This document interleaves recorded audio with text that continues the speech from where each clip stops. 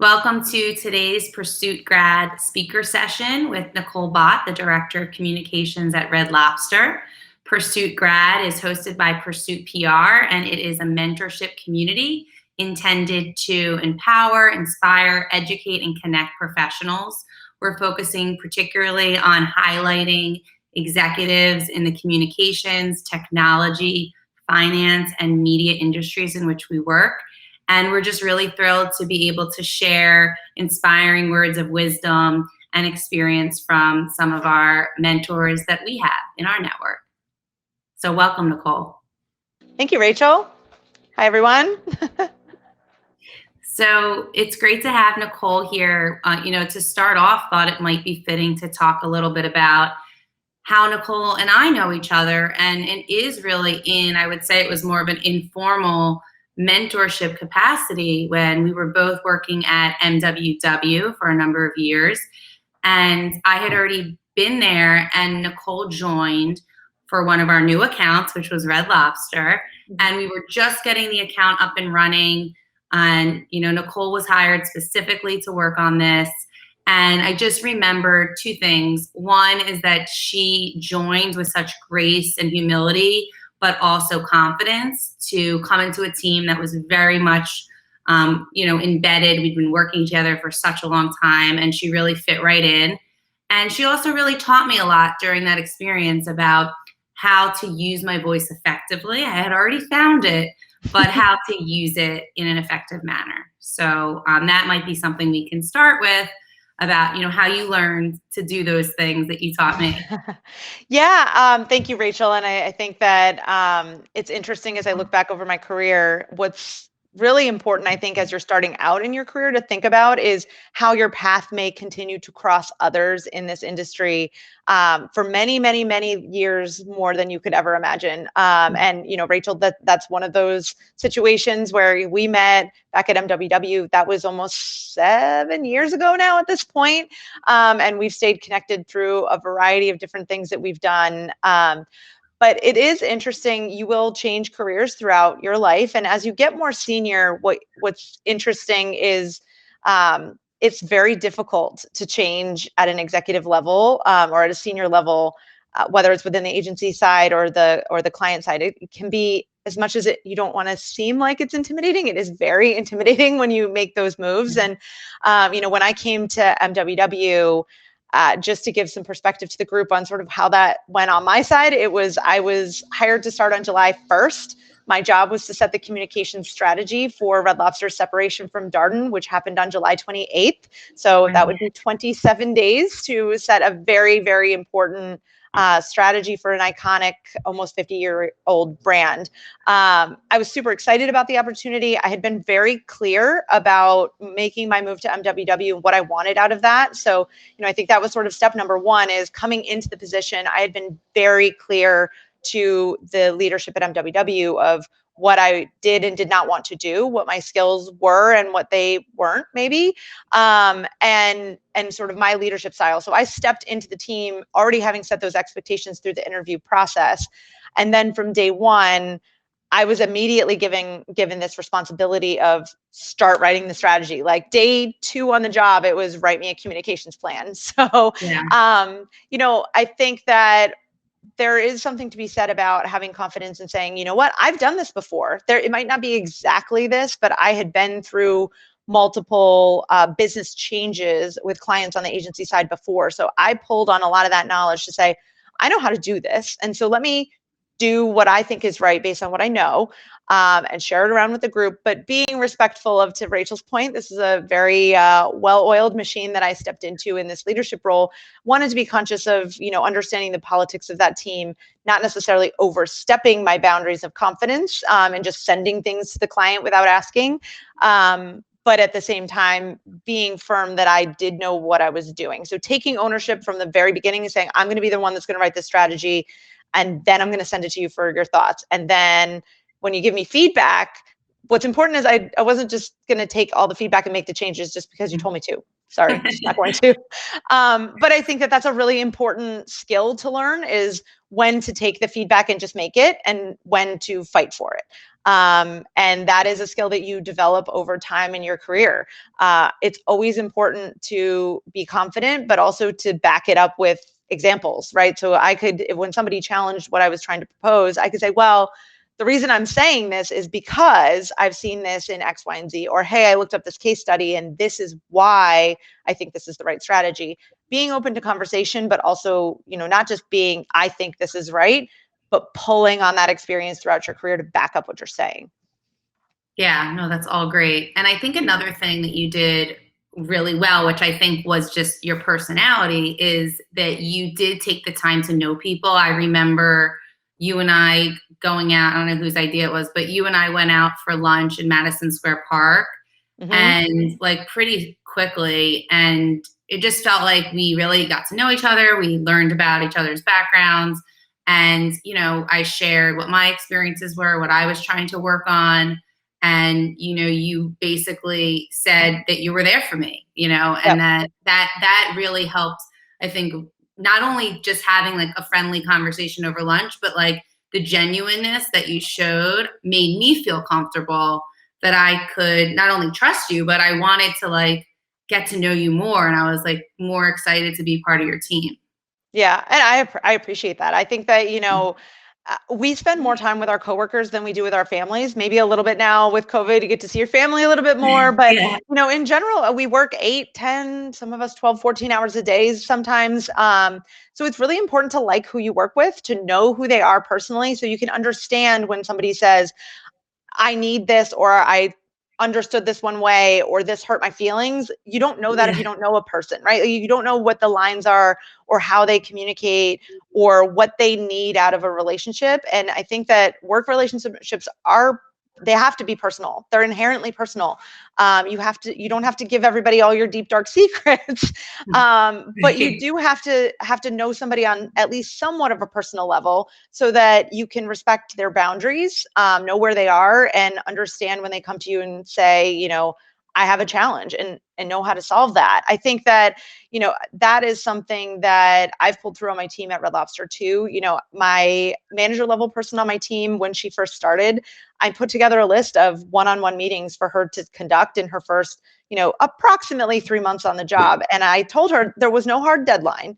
However, in our function as communicators, it's really important for us to know how to work cross-functionally, work with other teams, pull in the right people that for different projects that come up, because there's always something new coming up, and there's a lot of different, perspectives and points of view that are really important to weigh in on those things. But if you don't know people, then you don't know they have that experience.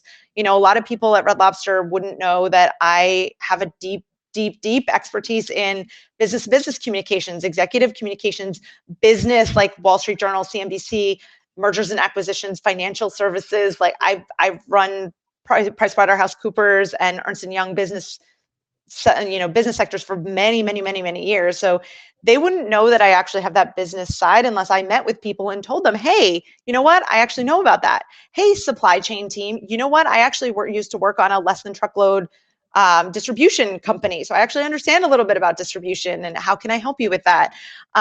So when my manager level person started, I gave her a list. I think it was like 100. No, it wasn't 100. It was like 50 people on the list.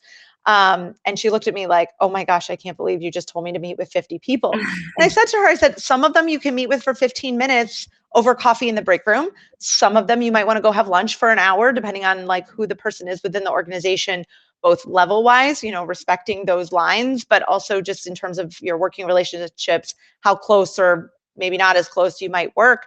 But spend the time to get to know these people, because at some point you're going to be on an email or in a meeting, and these people are going to be part of it. So it's really important that you know where they fit and sort of their perspective, so that you know when it's appropriate to reach out to them and why they might be included in something. And at first she was overwhelmed, but she got it done. And at the end she said, wow, that was really, really helpful, because it does help form those relationships. And she has one-on-ones with some of the people to this day, somewhat on a personal basis, but also because, again, our work overlaps. And I think that especially as we've become more remote, it becomes even more important to actively ask for those one-on-ones with people, because if you don't tell people who you are and what you want and how you can help them, they don't know. They either think that you don't have time to help them, or they don't know that you have the skill to help them. So it's important that you speak up and tell them, I'm here for you. How can I help? Yeah. Let's talk a little bit more about that. How do you do that in a remote setting? How have you found it's helpful for you when you want to reach out to people that you need to connect with, or vice versa? Any tips for people? Well, I think number one, I've kept a consistent cadence of one-on-one meetings with certain people within the organization that's important. And I mean that up the chain and down the chain, across different teams. Keeping those one-on-ones and occasionally having to reschedule them, that's fine, but keeping them on the calendar so you keep that touch point, because you're no longer walking past them in the office, right? There used to be that, like, this just happened to me yesterday, that I was late to a meeting because I was in the office doing something on a rare occasion. And I had 20 minutes between one call and another. I'm like, oh, great. I can go to the ladies' room. I can make my lunch. I can fill my water. I walked out of my office, and next thing you know, somebody's like, oh, hey, you're here. I haven't seen you. So great. And I stood and talked Mhm. to him for 25 minutes and met someone new on his team, which was a great opportunity. But it also made me late to my next meeting because I didn't get any of the other I'm things done angry, that I probably. wanted to get. Yes. But we have to acknowledge that those are things that used to happen all the time in the office. And yes, they take time, but they were also really valuable time, that if you're Yeah, not intentional about setting those one-on-ones to meet people and keep those connections going, you'll lose touch with them. And so, yeah, I've been very intentional about thinking through who are the people that from a business case I need to meet with, and making sure that that cadence stays. But then also thinking about who are the people that I just used to talk to. I used to just, every time I made breakfast, there was a person in there that I don't work with, but we used to talk all the time. And right. so, every couple of months, her and I will set up a Teams call, and she'll throw something on my calendar and say, okay, like, hey, let's catch up. I haven't talked to you in a while. And be Yeah, open to those things. I think it's a little bit different on the agency side because you do have to bill your hours. So that's a little bit harder to have as many of those meetings. But once if you're on the client side, or you don't have billable hours, and you have the opportunity to do those kinds of things, it's actually really, really beneficial to those relationships across the organization. So just take take a breath and hit send on a calendar. Look at people's calendars, see what's open on schedules, and just put it on a calendar and say, hey, I want to talk to you. And and are make it you short. If it's somebody that you don't, have a business case, say 15 minutes, say 30 minutes, it's fine. Yeah, and sometimes it's okay to just tell someone, I just wanted to hear your voice and connect with you. Like, that's Yep. something I do. It's not really weird. It's just I wanted to have I wanted to stay connected with you. And people appreciate that intention, especially during a time like we've had this past year. I think it allowed for more compassion and humanity. Like, I know some of the conversations I had with clients or industry friends, they were always like pretty like open and honest, I felt, but Hmm. they're even more like, people were really like, I'm struggling, like this is really hard, or what their concerns were, and like we discussed how we can get through this time, and things like I was doing that were helpful, things they were doing, which was nice. It just created an even more authentic relationship, and I Yep. think there was a mutual appreciation that it's always nice when someone's thinking of you, right, and cares Yeah. about you, and caring about people in business is actually a good thing. It is. I think that showing that you are a real person, and Right. showing that compassion is really important. I would also say, I mean, from a leadership style perspective, I've always tried to be very honest, sometimes to a fault, but I think that from my perspective, I think it's really important for teams to know, like, if I'm asking them to do something that I know kind of stinks, I want to tell them that I know. I don't want to be that leader that it's just not me to be the leader and be like, guys, we're going to get riled up. This is going to be awesome. We're going to get so much media coverage. It's so great. Meanwhile, like, my eyes are rolling and I'm putting myself on mute going, are you kidding me? Like, are you kidding me? I'd rather tell my team, look, I know you're screaming, are you kidding me? And I don't want to do this. Here's why I'm asking you to do it. Here's why it's important that we figure it out.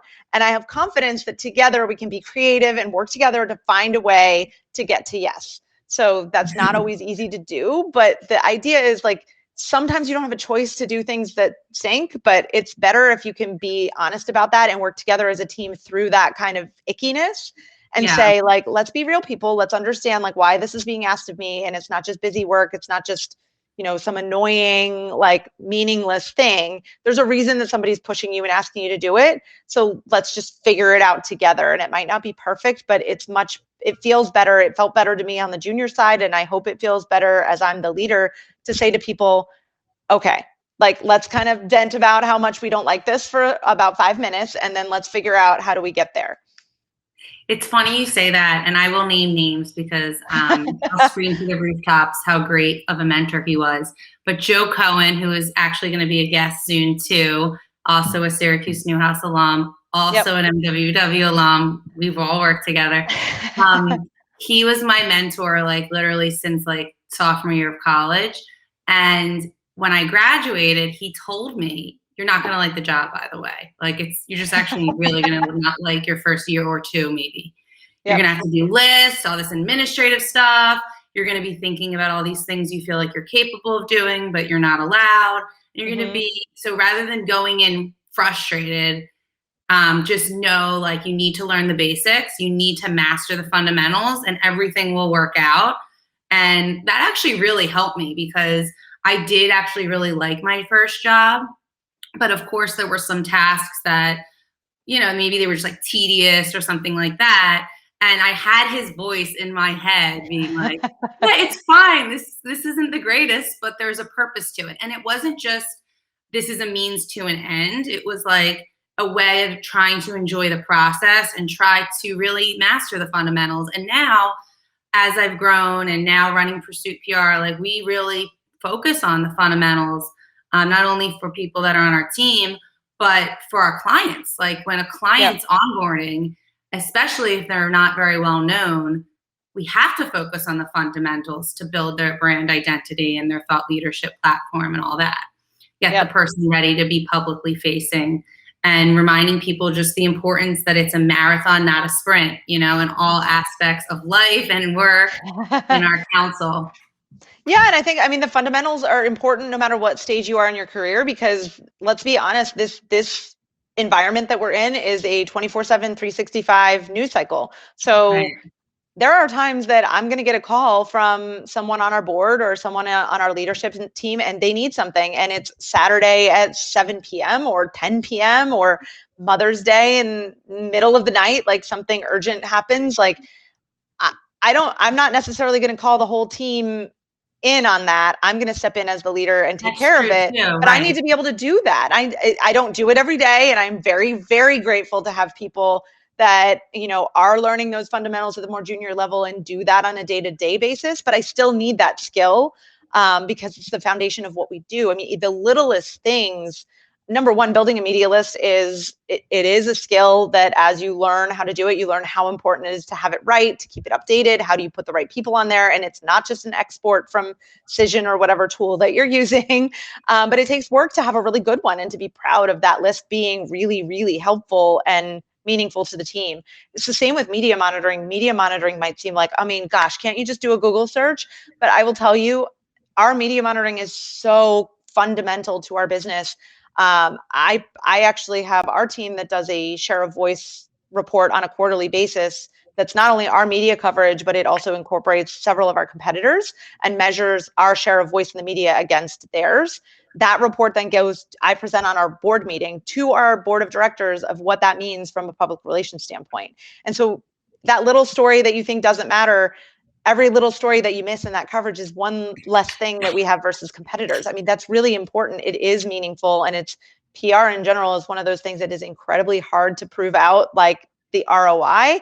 The thing I get asked all the time is like, well, how does this news story translate into guest count and sales? I'm like, I can't do that. Exactly. I can't be like marketing where I can put a pixel on something and track it back to our website. I wish I could, but because we can't do that in this industry, news monitoring is really, really important, and getting the right story and measuring it in the right way, and not just circulation and like number of stories. Like, it doesn't mean anything. I mean, you need it, but that's not the only thing you need. So news monitoring and that basic is still critical in this world to keep PR as a valuable function that has ROI and gets a seat at the table. So you might think it's kind of boring to do that every morning, but it's actually really, really good. It also helps you understand, the competitive landscape. If you're not doing news monitoring, and if you're the one at the junior level doing that, you're reading the stories probably more than I am, because you have to, right? You're doing that report, you're reading it. That's really good for you, because it means that you bring perspective of what's in the news. You know better than anybody else. Yeah, you just raised so many good points. I actually wrote them down. First of all, as you know, I love reading the news, and it's like I can't even think of anything more important than reading the news and being in public relations, right? Because you have to be proactive, reactive, and really importantly, tell the right story with the right message at the right time. Get ahead of the news, create your own news, jump into the news, whatever the case may be. We've actually call it news to use at Pursuit PR, where to really like drive home that mindset that you are using the news, or whether you're reacting to it or shaping it. Like you have to think, I'm not just reading this or blindly copy and pasting something. I'm really thinking critically, like, what is this? Why does it matter? How does it affect our business? And what are the implications for our clients, customers, and what's our point of view? Like there's just so many layers to analyze. And obviously first you have to identify the right stories and topics, but it's so far beyond that. I think that's really important, especially for those that are responsible for that it's actually a huge opportunity if you're in charge of that, to take it to the highest levels of critical thinking. And that's actually how you become more of a strategist. And that was something I personally, I think, did in my earlier career. I actually liked doing it. But I was able to really spend time on it. And then I found myself pitching CNBC and being asked what we should pitch, and, eventually being media strategist across the companies that I worked at. And you kind of mentioned the media list thing. People would come to me and say oh, we're having so much trouble. This pitch is just not working. What do you think? And a lot of times I would look at the media list and say, well, that's your problem right there. It's not the right people. Yeah. There might be a story angle, of course, but not having the right people is kind of a problem. Yeah. I mean, I always found that my best pitches were pitches that I started out like, hi, Rachel, I read your story on this and thought you'd be interested in this. And I thought you'd be interested because this fits in this, you talked about this trend and I have this. It's either the same or a counter perspective. You start out with, I read your story, or I read your series, or whatever it was, or I saw your segment on. If you start with that, you're automatically starting with, I know what you're writing about, and you have to actually do the research to pull what they're writing about. And then you're making a connection that means it's relevant to what they're writing. It's really important. I think it's also are relying on you, whether you're in-house, they rely on you to get it right. Yeah, well, and it's also important because, the more you work either on an account or in-house, we do what we call drink the Kool-Aid, right? You get blinders on. You get so deep in things that you can get a little sucked into maybe thinking something's a little cooler than it actually is, thinking that it's a little more newsworthy than it really is. And by having a picture of the landscape, you can not only say, I've actually already seen that 5 times, so maybe not so new. Or, hey, there's this whole trend going on out there on this stuff. So if you're going to talk about this, you have to be ready to hook your train to that. I think, an example for us with that is our culinary team has its own perspective, looking very deeply at what our guests want and need, and they're testing and they're talking to our operators. And those are all really critical things. But when it comes to announcing things like a new chicken sandwich, anybody hear of chicken sandwich wars? Because I have, and I've been reading about it like crazy. So if you're going to launch a chicken sandwich, be ready to position it that way. Be ready to respond to questions about chicken sandwich wars, and be ready to engage in that conversation. Or maybe don't launch a chicken sandwich if you're not going to talk about it. And that's just an example. That's one example of you have to have your finger on the pulse of things. And that's not just, I'm only going to look at casual dining and because that's what Red Lobster does. I mean, we have to look at the food industry, the environment in general. What are the consumer reporters that we're going after? What are they really talking about? If I pitch that reporter, what's the first question that's going to come out of his or her mouth, and be ready for it? Because the last thing anybody wants, and it sort of ends up being, if you're not good at this and you're not doing your homework, this is when you start to say like, oh, I don't really want to do pitching, or you don't do the pitching you're supposed to, because you get on the call when you're with a reporter and they ask you a question, you don't know the answer and you feel really scary. stupid, Right. really stupid. And you're like, I have to go check. Like if you're tuned into that stuff, you're going to be able to respond and not have that answer. Yeah, you want to help the reporters, and you're speaking about connecting with people and building relationships. Those are relationships too. Their media is a critical stakeholder, and if you want to build trust, you need to be reliable. You need to know your topic. You need to be responsive. Just to name a few. And I think, like, to summarize, I think there's 3 C's in the communications field. It's creativity, right? You of course have to be creative to stand out and achieve relevance. You have to have critical thinking to understand like risks and versus opportunities and competition, and then creating context as well, right? Yes.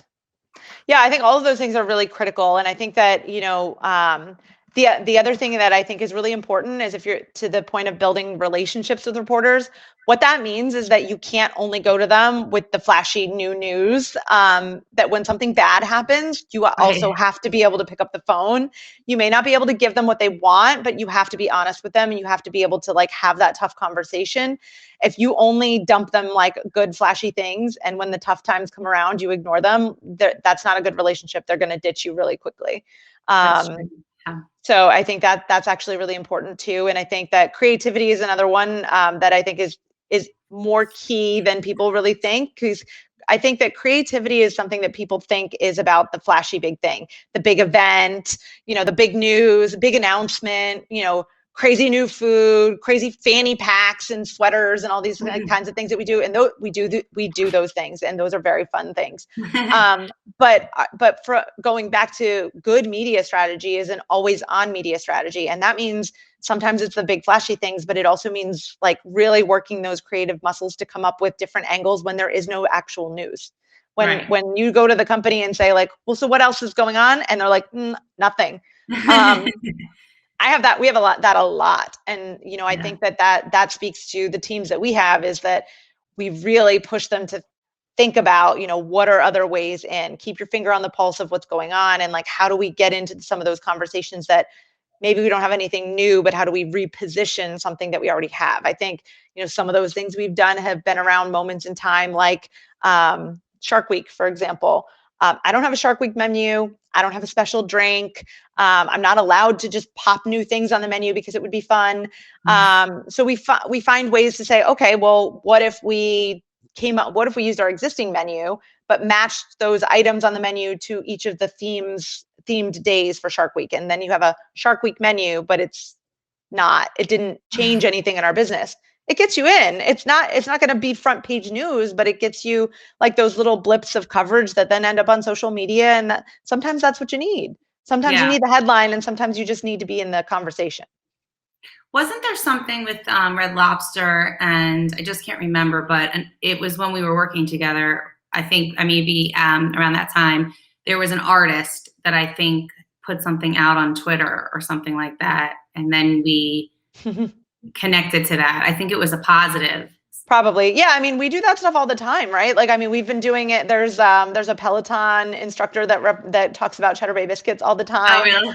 Which one? Cody, I think. Okay. I'm not a Pelotoner, but I've heard, our teams are on, a lot of the folks on our teams do Peloton. Yeah. And, just picking up on those things like, oh, hey, somebody's in on this, or, to even taking advantage of like guest opportunities to say like, hey, we had a second grader in, I forget what state, like just loves our restaurant, wrote this like glowing review about us, sent it to us, and then we sent gifts back, and he posted it, and then like the local paper picked it up. You never know, like just doing having an ear to the ground and engaging on like the little things. Sometimes they work, and sometimes they're just goodwill, and that's okay.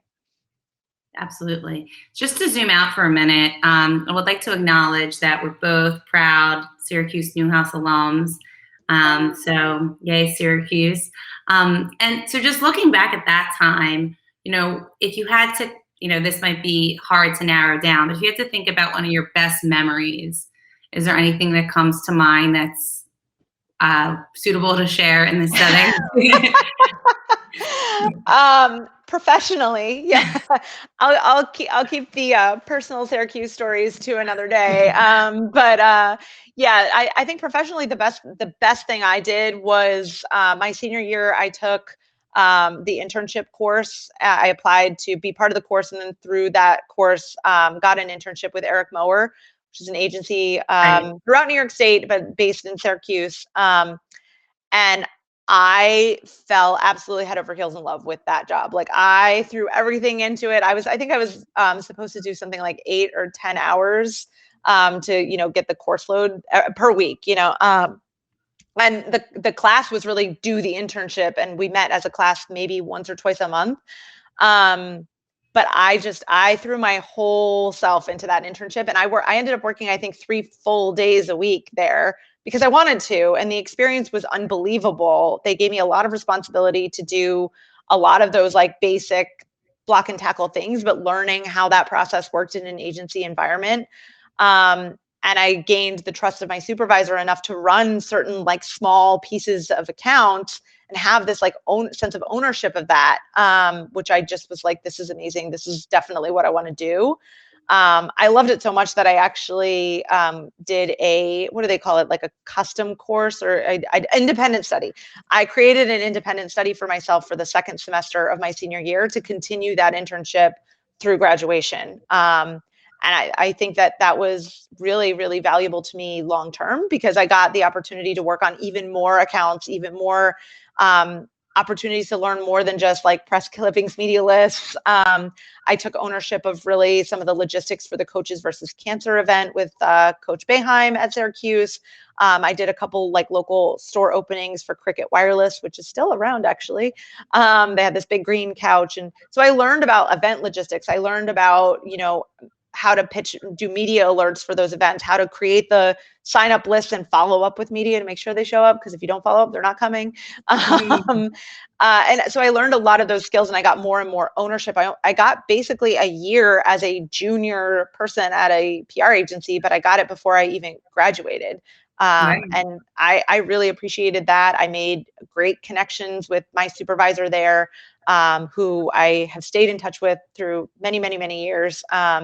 And who helped navigate some of those early tough years in PR when I'd call her and say, can you help me? Can you give me like a contact or something? Because I'm going crazy over here. That's And, great. I think that was really super valuable to me and something that I would certainly recommend if you have the opportunity to take on that internship, whether it's over a summertime or whether it's, independent study during the year.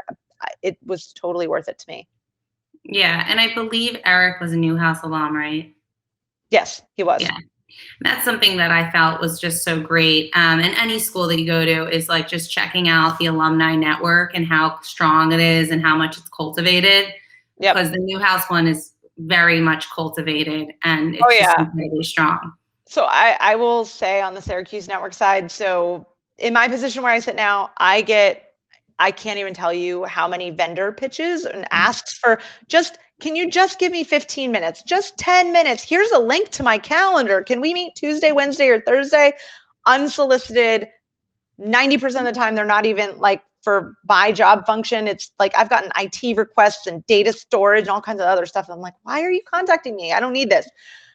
But if you're a Syracuse alum and you send me something and say like I'm an alum and this is how I'm contacting you, even if I'm not going to do whatever you're selling me, I will at least respond to you. If you're just out of the blue, nobody, I'm probably not going to.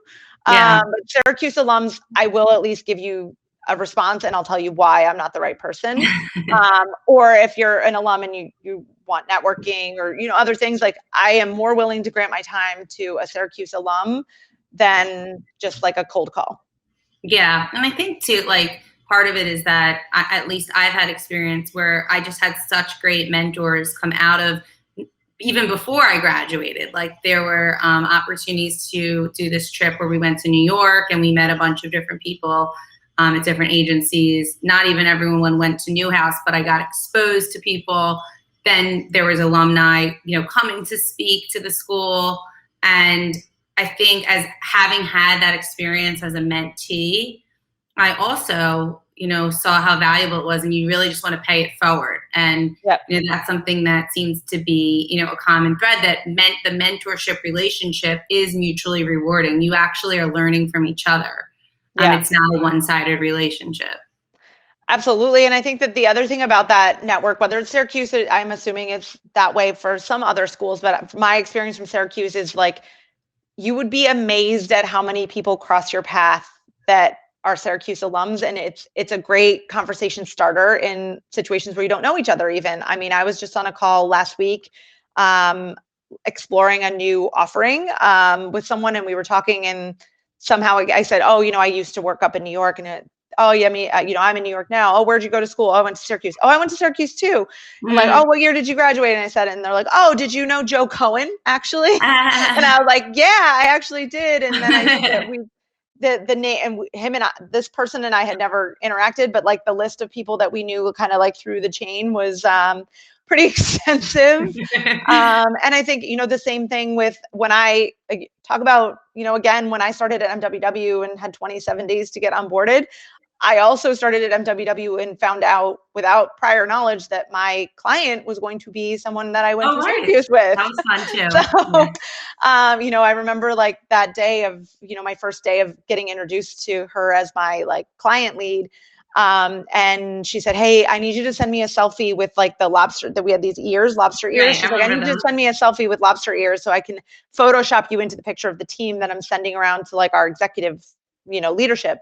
Yeah. So I did. And like 10 minutes later, or like 30 seconds later, she wrote me back, did you have a different last name and did you go to Syracuse? And or were you in a sorority at Syracuse? And I was like, oh gosh, what did I do? But she had gotten married. I had gotten married, but the pictures, it was like, oh wait, I know you. We were in classes together, and that was a great way for us to have a foundation to build on personally that has expanded into a great friendship over the years. Yeah, another thing about it, on that team, there were, between the client and ourselves, there were 4 of us that went to Syracuse. And I may have also, my current team, I may have also pulled a Syracuse alum into that. Me too. I have 2. I was like, oh, her? No, she's going to be on my team. Yeah, no, it's good. It's good. And I think that's a good segue into the fact that you were on the agency side and now you are the client. And so I would love to just talk about how that progressed, if that was like a goal of yours, or if how it kind of evolved, and what your experience is, comparing the two for anyone that might be thinking about that. Yeah. So I would start by saying I highly, highly recommend that anyone who is interested in public relations as a career, agency side is a fantastic way to start. Agencies have a tremendous potential to build your skill set across a variety of different industries. I mean, I have worked on everything that you can imagine. I mean, I've worked at agencies that have a really broad book of clients, and I raised my hand to work on a lot of different things. So I've worked on financial services, as I mentioned. I've worked on technology clients. I've worked on sustainability projects. I've worked on IT kinds of technology kinds of projects, and everything in between. And that built my skill set in a very, very unique way so that I understand both B2B, B2C communications, the intersection of those, and the different clients that I like and the things that I maybe don't like so much. But I wouldn't have known that if I didn't have the opportunity to work on all of these different businesses and to understand all the different clients. All the different businesses are very, very unique in the way that they approach things, the way they're structured, the way they kind of process information, the way they message things. Those are really important skills to have to understand and flex when you go from agency to agency and you start working on different clients like I did, to say, okay, well, this particular client wants something structured this way, somebody else wants it structured this way. If you know the different ways to do that, it gives you a really great capability to step into new roles and be able to do your job really well. For me, my perspective on agency versus in-house is that there does come a time in agency life that I think you reach a crossroads. Agencies can be great long-term career opportunities, and people have built tremendous careers on the agency side. But you have to think about the way that agencies are structured, all businesses get more narrow at the top, right? So you might have 20, junior account executives or, assistant account executives. You have probably 5 directors, VPs, kind of like it's going to get more narrow. So how does an agency get there? And it's really about, some people are going to leave PR for a different industry. That's a whole different thing. Good for you. If you really like PR and you want to follow that path, you're going to get to a point where you aren't able to be as deep on your clients. Your job is going to be much more about promoting the agency and driving new business using your skills on those clients to bring in more clients like them. And that it can be really rewarding and exciting for people because you get experience on all these different things. It's always changing. It's a fast-paced environment. It's all about networking and like using those connections that you've built to find those opportunities. And if you like that, you can be super successful on the agency side. The other path is you get to a point where you get really, really deep on some clients because you've been working on them for a really long time. You've been leading them and you have deep experience and deep relationships now in maybe a specific field, that it becomes, you know what? I don't want to be so spread across different clients. And maybe I don't want to be required to bring in new business, that I just really want to be more strategic in the work that I'm doing.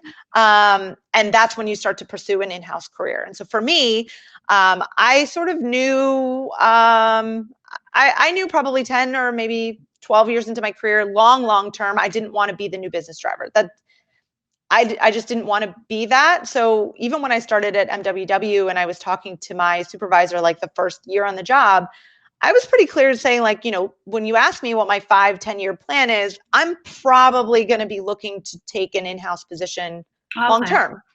Not right now. I'm not jumping ship. But I appreciate this opportunity. I think it's really interesting. But if you're looking for me to just keep taking on more and more new business, that's not where I feel like I want to be. So yes, I think I could see myself on the client side long term. And so I was looking for those opportunities, when I was in that position, sort of saying, the deeper I got as the lead on the Red Lobster business on the agency side, the more solidified I became in, like, hey, I really do want to pursue being the person my client is. Like, I want to be that person. Yeah. Not everybody gets the opportunity I did where the position opens and I go become the client. That was very unique.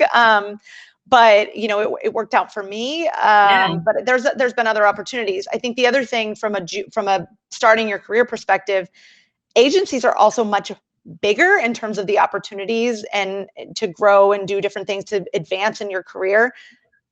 Typically, I mean, Red Lobster is incredibly small from a communications perspective, but from my peer network that's on the client side, we don't have massive communications teams, and you don't get promoted just for doing a good job.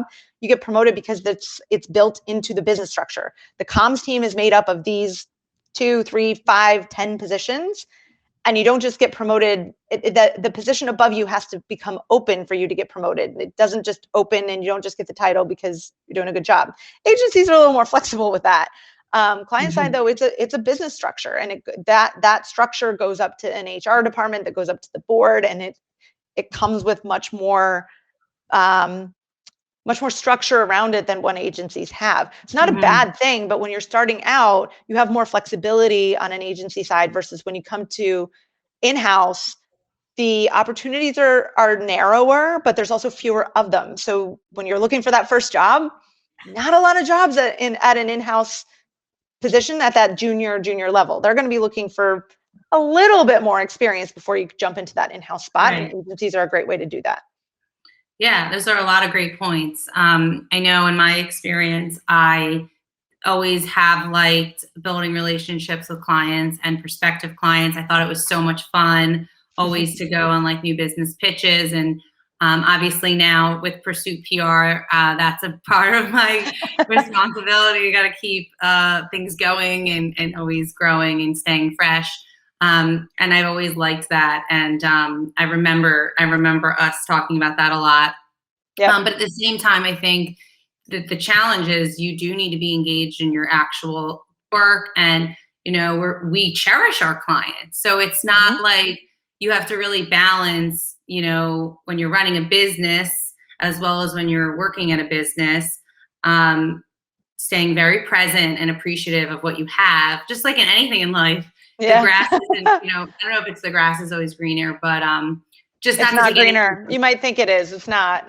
not to take anything for granted. I think, Yeah. like you have to cherish what you have. We cherish our clients. Like we don't want client service results to be sacrificed in the pursuit of new business. But Yeah. of course, we want to continue to grow. And that's what most agencies have to deal with, because you don't want to be complacent, but you want to make sure your team is structured in a way that you can manage both of that. And, as a smaller boutique firm, we've been able to grow by mostly cherishing our current clients and continuing to retain them, and, also getting referrals and things like that. So that's been something that we've been able to do so that we don't lose sight of what's right in front of us. Yep. That was always my challenge. Is I was not a fan of being the person who had to go on the new business pitch and be like, I'm so wonderful, I have all these skills and look at what I'm going to bring to you. And in the back of my mind, I'm going, I have 12 things that I have to do urgently for Red Lobster, and I'm stretched to the max, and I have no bandwidth to be able to help these people that I'm telling them that I'm super skilled at. And I was like, it's not that their business wasn't interesting, but for me, I loved the work I did on Red Lobster, so I didn't want to give up my hours that I had there to give it to somebody new. And I didn't like to lie to these new and nobody meant for me to lie per se. I felt like, I'm like, how am I going to do this? I have no idea how I'm going to possibly take this on. And it was very overwhelming to me to try to pitch new business when I was like, I want to hold on to all the stuff that I'm doing and I don't want to let any of it go. So I can't take any more on. And here I am telling you, like, sure, I'll take it on. Like, I don't think so. It's tough. And I think at the agency side, it comes down to making sure you have that team in place. Because I remember some of those moments of feeling overwhelmed, but then I was reminded that, like, we're going to have a team and it's going to be great. And the more you can foster your team, like you've talked about, where the fundamentals, therefore you can teach to other people and you can then scale and everyone can grow together. And that's another, I think, key thread is like, just in general, mentorship. Even if you're not like a mentor and you're like really someone's manager and it's not like a more of a mentorship relationship, you can all grow together. That actually is helpful. If someone on your team can take on more, well, you can then take on more and everyone can grow as a unit versus you don't need to, there's no competition because you're actually growing and succeeding together. Well, I mean, it's important, right? Like learning the art of delegation where it's not dumping work to other people, but it is helping them learn and take on new skills so that you can learn and take on new skills. It's a delicate balance. There's no magic formula. It just takes a lot of practice. But I think it goes back to, as a leader, you have to demonstrate that you're willing to do all of the work. You just don't have to actually do it. Like that's the thing. I think that making sure your teams know that you're willing to do it and you're respectful in giving them the work because you want them to grow, not because you just don't want to do it. Yeah. I think is a really important balance in saying, like, of course I'm willing to step in and help you. If you get stuck, I'm willing to help you. But I think that if you take this on yourself, this would actually be a really good opportunity to learn. And then as the leader, learn to step back, let them have the freedom that they need to try it out, and then step back in and coach them in anything that they might have missed or didn't understand, or encourage them because they did something really, really well or thought about something that you didn't think about. I think that's the other important thing is, when you delegate something, remember that just because somebody doesn't do it your way doesn't mean that it's not a good way. Right. A lot of times we as leaders give people tasks that we used to do and then they do it differently and we tell them that it's wrong. And it's not wrong, it's just different. And so we have to be open to hearing why that other way that they've got to an end goal is okay. And coming together on that, having those open discussions are really important. And speaking of, I'll have two more questions. So speaking of that, how did do you feel like learn how to become a leader? Like, did you have people or a person that you really were like picking up from? Was it trial by error? Combination? I would say it's trial by error. I think really. I think that it was because I worked on a lot of different accounts with a lot of different leaders. I learned sort of who needed things differently, who was going to let me have the rope to do it myself and who wanted more of that close knit relationship, and learning how they wanted to work with me. Like I worked with somebody that she was a early morning person, like a very early morning person. I'm not, I'm a late night person. And we had to learn and communicate with each other of like, actually, this is great because she could do some things for the client really, really early in the morning.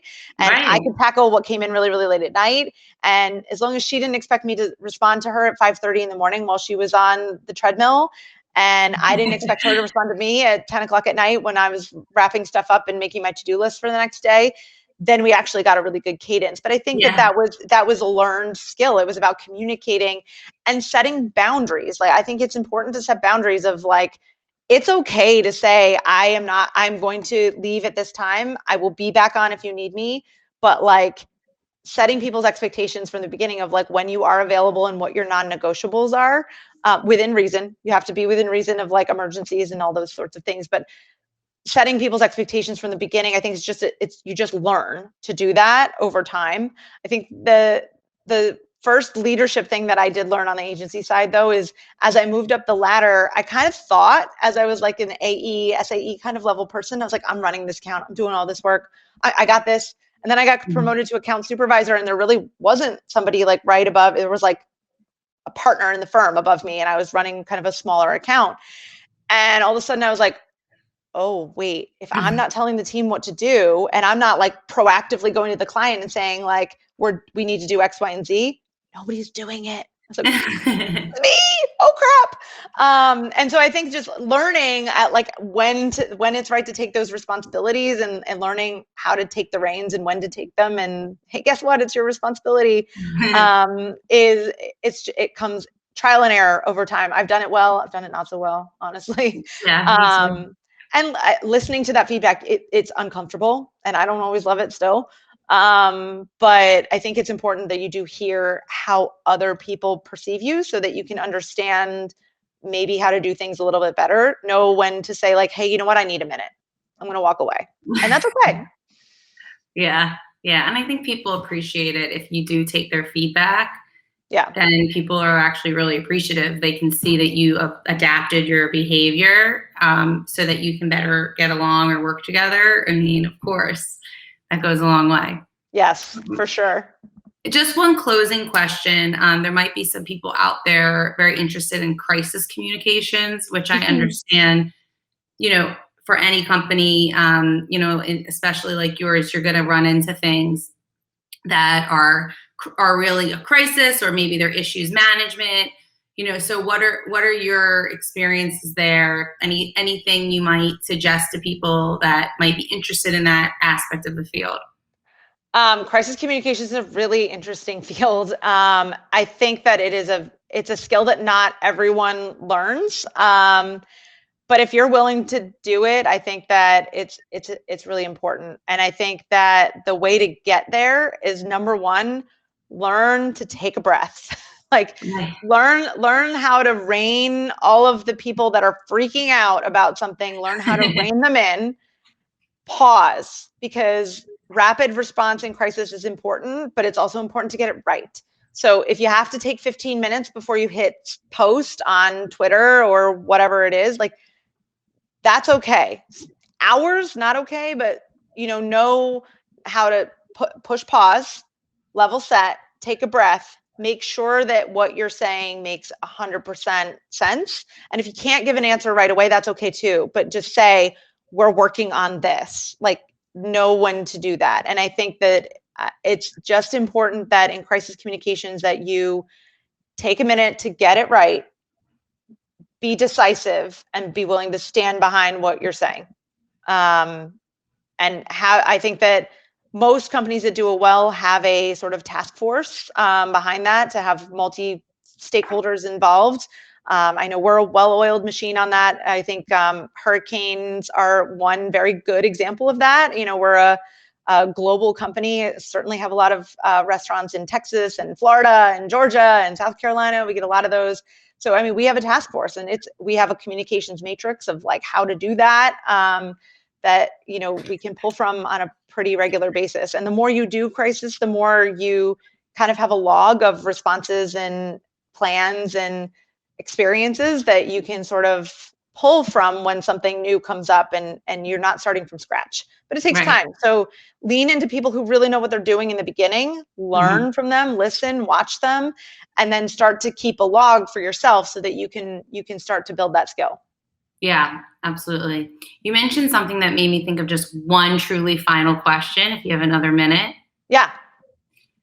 You relocated, so you were just talking about locations, and it made me think, you're from the Northeast, you've lived in New York for many years, and then with this job change, you relocated to Orlando. Yes. So I think a lot of people might have relocated in the past year, as well, or might be thinking about it in the future. Is there any advice you have from your experience on how to manage that in a most manageable way possible? So I think, yes, relocation is a big deal. I think that it's important to, number one, if you're moving for a job, you should ask if they're willing to pay for relocation. If you're not thinking about that, ask them. They might say no, but you never know what they're going to be willing to support you in if you don't ask. I was very fortunate that I had a lot of support when I got the job to do that. But I would say that I think it's, take the time to explore the area, decide if, where you want to be, think about things like, commute and if you're going to be going to the office or not. I think it's also important to lean on your coworkers and don't be afraid to ask, like, well, where do you live? Like, how long have you been here? How'd you choose your neighborhood? Like, what are your favorite places to eat? And, I had a little bit of an overlap between still being in New York and actually moving to Florida. So I spent the evenings during the week after work just driving. I just drove all around Orlando, just up and down different streets, different neighborhoods, just to kind of understand what I might like, and what sort of the vibe was. It's good to kind of see who's out walking at night. I have a dog, so I'm going to walk the dog at 9 o'clock at night. Like, what's that going to feel like for me? If I want to go out to a restaurant or a bar on the weekends, like, how close is that? Can I walk? Is there like an electric scooter situation? Do I have to drive? Like, do I like that?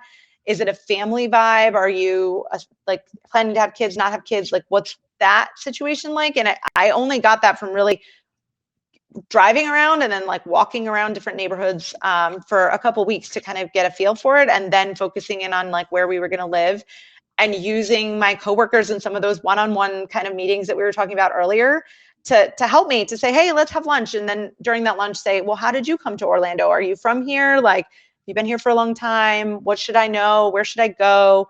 And that actually gives you a great opportunity to follow up and keep those relationships going, to say, hey, you gave me this great restaurant recommendation. We went there this weekend and I loved it, or, whatever. But, lean on people for that personal stuff in addition to the work stuff. I would think, this isn't coming from any experience, but I would just think that what you said also applies. You had a unique situation because you've already worked with the companies, so you were likely very confident that you would like the job. And, but what about, there are people that I've heard relocate and then actually they didn't like the job and they just went through all this trouble to relocate. I would think, maybe making sure you like the area so that no matter what happens with the job, you have like a life set up that might be enjoyable. Otherwise, I guess you'll just be packing your bags and moving back. But it's obviously nice to like where you reside in addition to the job, since that's only one aspect of your life too. Yeah, and I think that taking into consideration, like, okay, so if this job doesn't work out, what other opportunities are here? Right. Not just do I think it's a cool vibe, but like, if I move out there, like, what does that mean for me 5-10 years from now? Like, Right. how long do people stay at a job? Some people will stay for 20 years, but are you going to stay? You don't know. If Right. you, like, I was at my last job before MWW for 7 years, then I was at MWW 2.5, and then I moved to Orlando. So if you do that math, like 5-10 years in Orlando, like, okay, and then what? Am I going to stay here? Am I going to move again? If I stay here, though, are there other opportunities for me? And I think Right. that's a consideration, and it depends on where you are in your life. But I think that, if you have a partner, it's also important to think about like what their opportunities are. Not only are they willing to move now, but what does that mean for them if their situation changes, and how does that impact your broader life? Well, incredible. Thank you so much for all your advice. And I'm just thrilled to be able to share the lucky lessons that I've learned from you with other people. So thank you for Happy to joining do us. it. Always good to chat.